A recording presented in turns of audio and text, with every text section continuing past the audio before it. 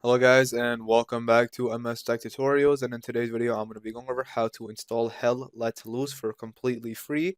And let's get straight into the video. So all you have to do is just make your way over to the Epic Games launcher. Once the Epic Games launcher is open, you can just make your way over to Store and go ahead and just search in Hell Let Loose. And once you find it, look for the first option, and then it says it is free, completely free to 100% off. But something to keep in mind, it does end on the 9th of January 2025 at 11 a.m. So basically once you download it, you will have it forever, and you won't ever have to buy it again, etc.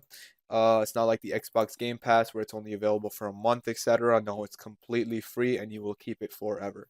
And yeah, that should basically be it. Once you download it, you guys should be able to see it in the library, and then it should be installing, and you guys are good to go. So yeah, that is basically it for the video. That is how to install Hell Let Loose for completely free. And yeah, so thank you guys for watching. Make sure to give the video a thumbs up, subscribe to the channel, and have a great day.